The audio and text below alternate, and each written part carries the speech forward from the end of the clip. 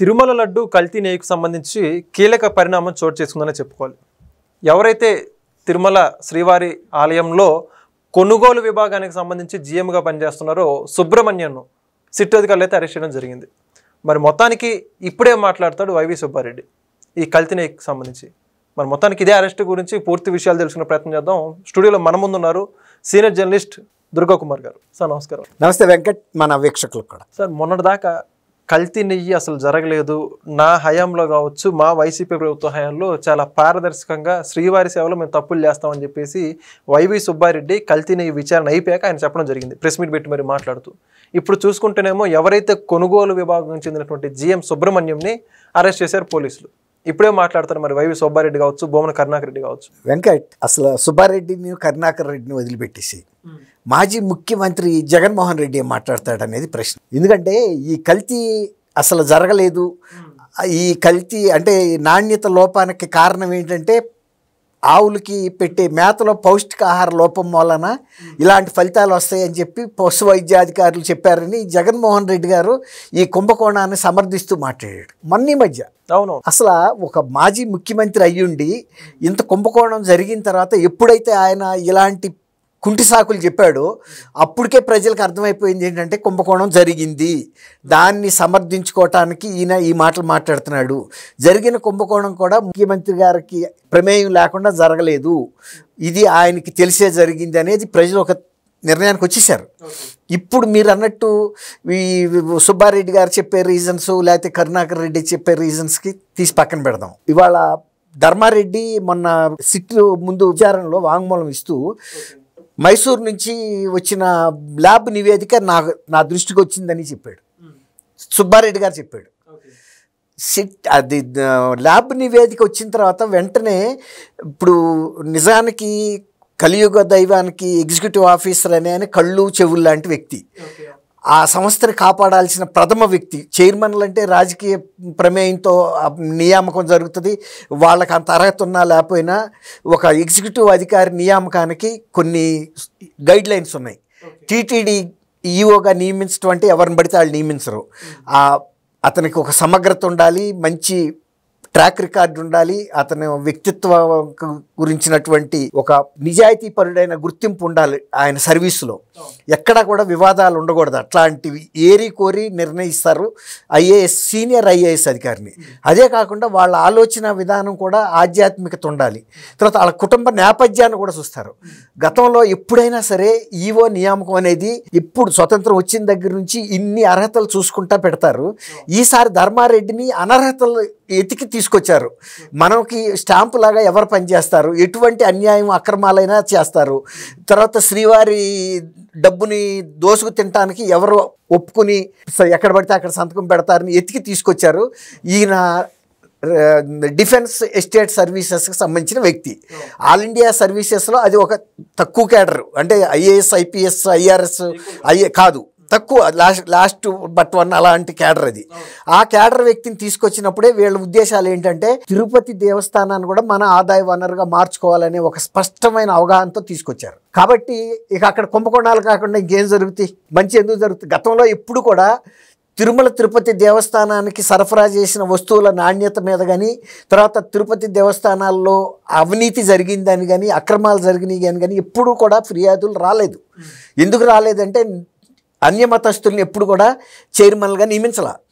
కనీసం వాళ్ళు ఎంత పారిశ్రామికవేత్తలైనా వ్యాపారవేత్తలైనా ఒక హిందువు అయితే కనీసం ఆ సనాతన ధర్మాన్ని కాపాడాలనే ఒక భయం ఉంటుంది.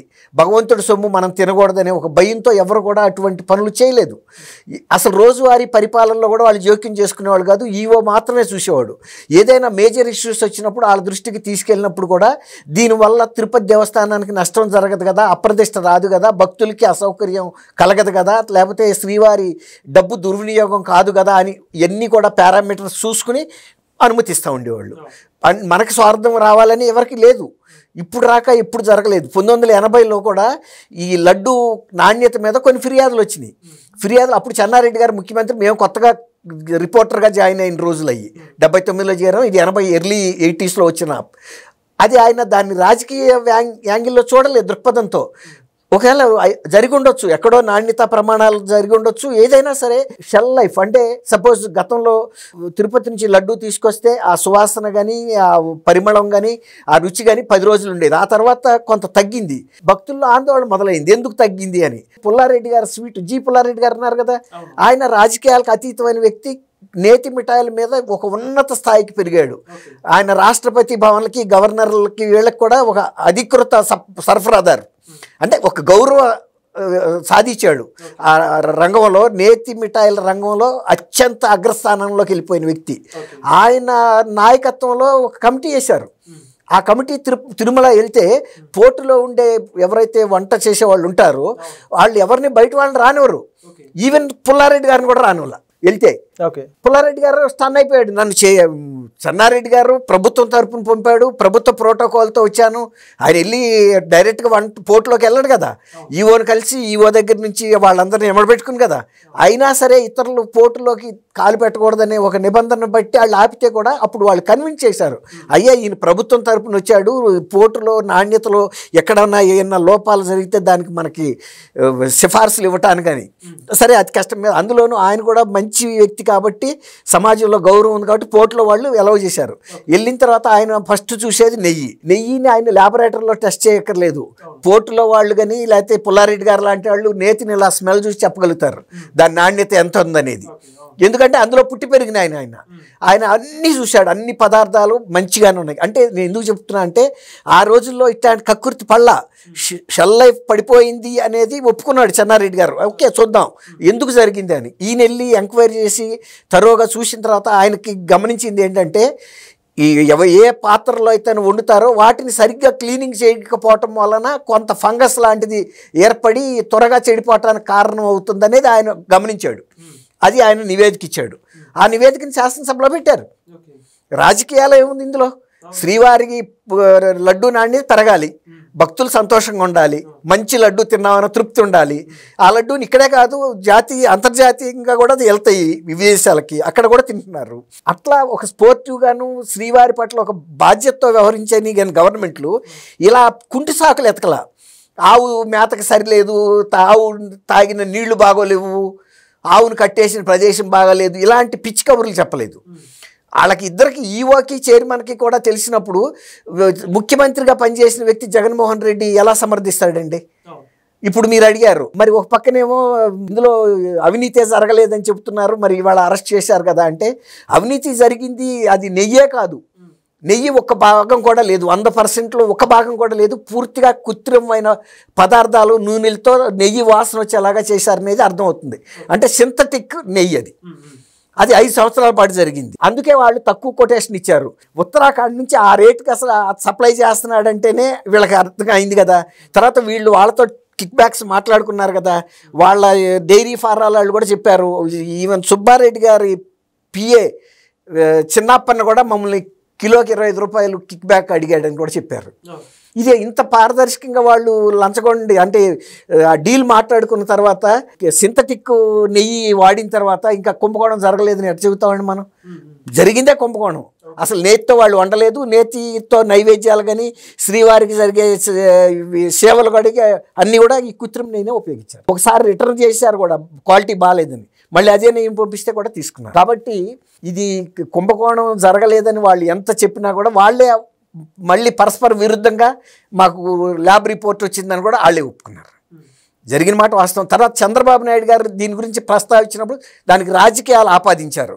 చంద్రబాబు నాయుడు గారు దురుద్దేశంతో అలాంటి మాట చెప్పాడని. చంద్రబాబు నాయుడు గారికి దురుద్దేశం ఎందుకుంటుంది? ఆయన శ్రీవారి భక్తుడు, ఆయన మూలానే తన ప్రాణాలు అలిపిరిలో ల్యాండ్ అయినప్పుడు ప్రాణాలు దక్కినాయి అని సంతోషించిన మనిషి. భువనమ్మ గారు తను నిలువు దోపిడీ కూడా ఇస్తాను నా భర్త ఈ ప్రమాదం నుంచి బయటపడినందుకని చెప్పి ఆమె నగలు కూడా ఏదైతే ఆ రోజు ఆమె ఒంటి మీద ఉన్నాయో అన్నీ కూడా ఆమె ఇచ్చేసింది. అంత భక్తులు ఆయన దీన్ని రాజకీయం ఎందుకు చేస్తాడు? ఆయనకు వచ్చే లాభం ఏంటి? శ్రీవారి ప్రసాదంలో కల్తీ జరిగిందని చెబితే దాని మూలన భక్తుల నమ్మకం తగ్గి శ్రీవారి ప్రతిష్ఠ మచ్చకబారుతుంది. కానీ అది పారదర్శకంగా చెప్పకపోతే కూడా తప్పు అవుతుందనే ఉద్దేశం మీద చెప్పి ఆ సరఫరాలు ఆపేసి మళ్ళీ స్వచ్ఛమైన నెయ్యి తెచ్చే ఏర్పాట్లు చేశారు కదా. అంతకుముందు నందిని కర్ణాటక వాళ్ళు చేశారు, విజయ ఉన్నాయి. మన రాష్ట్రంలో ప్రభుత్వ రంగ సంస్థలు వాళ్ళు లాభ నష్టాల ప్రతిపాదిక కాకుండా కాస్ట్ కూడా ఇవ్వటానికి చేయడానికి సిద్ధపడ్డారు. ఎందుకంటే తిరుమల శ్రీవారికి ఈ సేవ చేసుకోవటమే మా అదృష్టం అని. ఇతరత్ర మనకు లాభాలు ఎట్టాగూ వస్తాయి బయట, కానీ శ్రీవారికి ఇచ్చేది మాత్రం లాభ నష్టాలు బెరీ చేసుకోకూడదు. ఎందుకంటే చాలామంది శ్రీవారి దగ్గర ఏమైనా పనులు చేసినప్పుడు కాంట్రాక్టర్లు కూడా లాభం వస్తుందే కనుక తీసుకెళ్ళి ఉండిలో వేసేవాళ్ళు కూడా ఉన్నారు. ఎందుకంటే శ్రీవారి డబ్బు ముట్టుకోకూడదని. ఫస్ట్ టైం శ్రీవారి డబ్బు ఒక పథకం ప్రకారం తినాలని పైనుంచి కింద రాక సెటప్ అయిన ఇది 2019 నుంచి 24 మధ్యలోనే జరిగింది. ఎందుకంటే వాళ్ళు అన్యమతస్తులు, వాళ్ళకేమి శ్రీవారి మీద భక్తి లేదు, భయము లేదు. కాబట్టి ఏ విధమైన దోపిడీ అయినా చేసుకుంటూ వెళ్ళారు, ఎలాంటి పిచ్చి ఆరోపణలు కూడా చేసుకుంటూ వెళ్ళారు. ఇప్పుడు కూడా కరుణాకర్ రెడ్డి గారు ఆ assistant security and vigilance officer Satish Kumar అనుమానాస్పద మరణం జరిగిన గంటల్లోనే ఆయన ఆత్మహత్య చేసుకున్నాడని కూడా చెప్పాడు. వీళ్ళు నిర్ణయిస్తారా? వివేకానంద రెడ్డి గారిని ఎవరో చంపారని ఎట్టయితే ఆరోపించారో అందులో ఎంత నిజం ఉందో ఇందులో కూడా అంతే నిజం ఉంది. ఈయన ఎవరండి చెప్పడానికి? వాళ్ళు ఉన్నారు కదా, పోలీస్ వ్యవస్థ ఉంది, రైల్వే పోలీస్ ఉంది. తర్వాత ఈ కాంట్రవర్సీ ఏంటంటే ఆయన ఇందులో ఇన్వెస్టిగేట్ ఆయనే ఫిర్యాదుదారు, ఏది మన పరకామణి కేసులో. అట్లాంటప్పుడు దొంగ ఆత్మహత్య చేసుకుంటాడు కానీ దొర ఎందుకు చేసుకుంటాడు? దొంగ ఏమో రవికుమార్ ఆత్మహత్య చేసుకోడు, అందులో ఫిర్యాదు చేసిన ఈయనకు వచ్చిన ప్రమాదం ఏముంది అందులో? వేధింపులు కూటమి ప్రభుత్వం టైంలో ఈ పరకామణి కుంభకోణం జరగలేదు. తర్వాత ఈ టైంలో దాన్ని ముగింపు చేయలేదు, ఏది లోక్ అదాలత్లో రాజీ చేయలేదు. తర్వాత అది హైకోర్టుకి వెళ్ళి హైకోర్టు దృష్టికి వచ్చిన తర్వాత సుమోటోగా హైకోర్టు విచారణకు ఆదేశించింది. తను పర్యవేక్షణలో జరుగుతుంది, ప్రభుత్వానికి సంబంధం కూడా లేదు.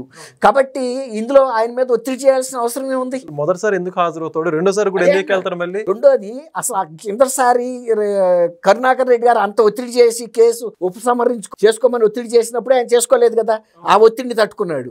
ఆ ఒత్తిడిని తట్టుకున్న వ్యక్తికి ఇప్పుడేం ఒత్తిడి? ఇప్పుడు హైకోర్టు శ్రీరామ రక్షలాగా చేయి పెట్టింది, నా పర్యవేక్షణలో జరుగుతుంది, మీకేం ఇబ్బంది లేదు, కేసును దర్యాప్తు చేయమని. దొంగలు బయటపడతారని అసలు దొంగలు ఇప్పుడు రంగప్రవేశం చేశారు. ఈయన్ని తిరుమల రాక కూడా రానివ్వకుండా మధ్యలోనే ఖర్చు చేశారు. మళ్ళీ వాళ్ళే న్యాయమూర్తులు అయ్యి చెబుతున్నారు ఆయన ఆత్మహత్య చేసుకున్నాడు. ఇవాళ ఆయన ఒక బలహీనత, వెనకబడిన వర్గాలకు చెందిన వ్యక్తి, ఒక బిలో మిడిల్ క్లాస్ నుంచి కష్టపడి పైకి వచ్చిన వ్యక్తి. ఆ కుటుంబాలు, ఆ సామాజిక వర్గాలు ఎంత ఆవేదన చెందుతున్నాయి. డబ్బున్న వాళ్ళు ఏదైనా చేసి కేసు మాఫీ చేయించుకోగలుగుతారా అనే ప్రశ్న ఇవాళ రాష్ట్రంలో చర్చ జరుగుతుంది. దీని మీద ఇవాళ కూటమి ప్రభుత్వం కూడా గట్టి చర్యలు తీసుకోవాలి. అట్లాగే ఇప్పుడు మీరు అన్నట్టు ఇప్పుడు ఇతన్ని సుబ్రహ్మణ్యాన్ని అరెస్ట్ చేసిన కేసులో అతన్ని నెల్లూరు ఏసీబీ కోర్టులో ప్రొడ్యూస్ చేయడానికి తీసుకెళ్లారు. కాబట్టి ఇంకా కూడా ఉంటారు. అతను ఒక జీఎంగా ఒక వ్యక్తితోనే అయిందని మనం అనుకోవటానికి లేదు. ఇది అంతకన్నా పై వాళ్ళు కూడా ఆశీర్వాదాలు ఉండబట్టే జరుగుతుంది. అతనే ఒప్పుకుని కల్తీ నెయ్యి వస్తే పట్టుకోవాల్సిన వాళ్ళు చాలామంది ఉన్నారు. కాబట్టి ఇది పైనుంచి కింద రాక అందరి నాలెడ్జ్తో జరిగింది. కాబట్టి ఇప్పుడు ఈ పరకామణి కేసు విషయంలో కానీ, కల్తీ నెయ్యి విషయంలో కానీ గట్టి చర్యలు అయితే తీసుకుని తిరుపతి దేవస్థానం ప్రతిష్టని, తర్వాత పవిత్రతని, అంతర్జాతీయంగా ఉన్న కోట్లాది మంది భక్తుల విశ్వాసాన్ని, సనాతన ధర్మాన్ని కాపాడాల్సిన బాధ్యత ఇవాళ ఈ ప్రభుత్వం మీద ఉంది. అంతేగాని వాళ్ళు వేధించక్కర్లేదు, ధర్మాన్ని కాపాడితే చాలు. Thank you sir. Thank you Venkat, మన వీక్షకులు. Please subscribe to Leo News for more videos.